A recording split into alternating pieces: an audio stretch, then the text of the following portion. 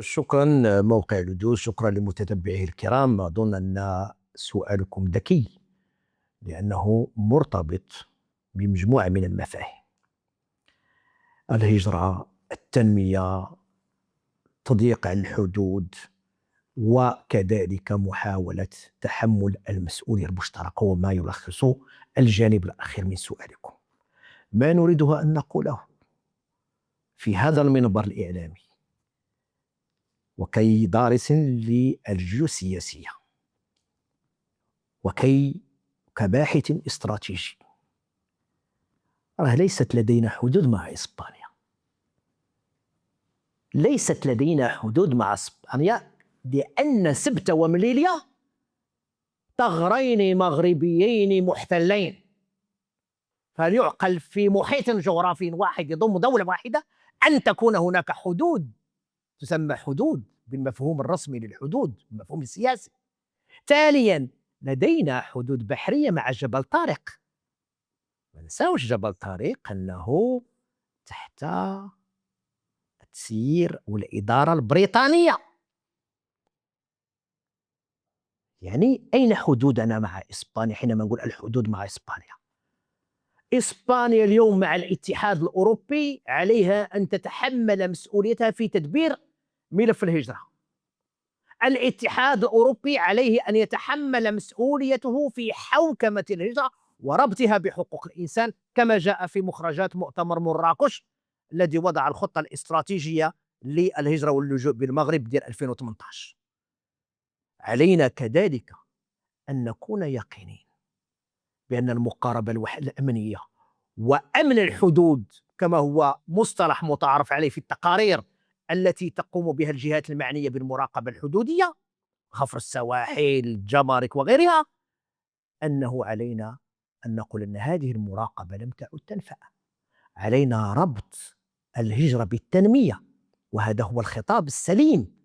علينا أن نعترف أنه لماذا من قبل لم يكن هذا النزوح الجماعي من أبناء طنجة والعريش، لأن خصنا نعرفوا الناس اللي مشاو، راه الناس اللي قريبين طنجة العريش القصر الكبير، ما الناس ديال هذه المناطق ما مشاو المحطات لقاو كل شيء.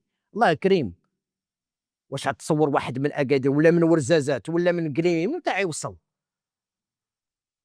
هذوك الناس اللي مشاو استاذي راه نعرفوها كما تنقولوا. علاش قلنا في بدايه هذا البرنامج ان سبته ومليليه بحالها بحال الفنيدق، بحالها بحال تطوان، مدن وبحالها بحال الناظور، مدن شماليه مغربيه تتوجد سلال جبال الريف، خاصه المليليه. اذا خاصنا نقولوا بانه خاصنا نديروا فين هو مخطط تنميه المناطق الشماليه.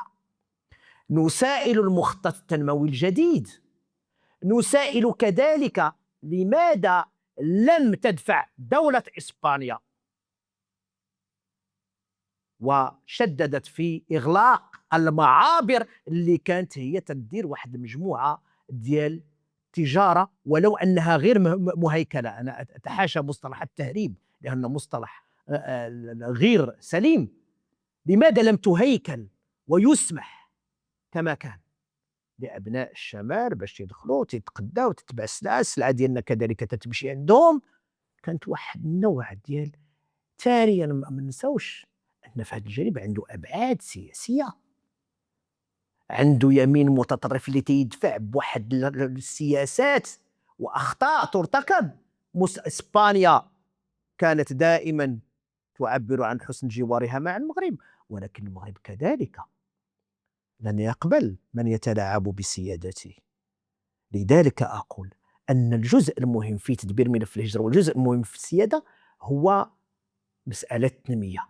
ربطوا مسألة التنمية بالوطن ديالنا. سيدنا دار المخطط الجديد أو البرنامج التنموي الجديد، دار ما يسمى بالبرامج التنموية المحلية والمجالية، بل أكثر من ذلك أعطاها للعمال والولاة رجال الإدارة، وكلفوا واحد العيب أكبر من العيب اللي عندهم.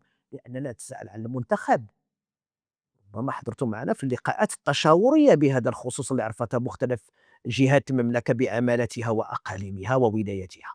إذن علينا أن نكون صرحاء مع أنفسنا.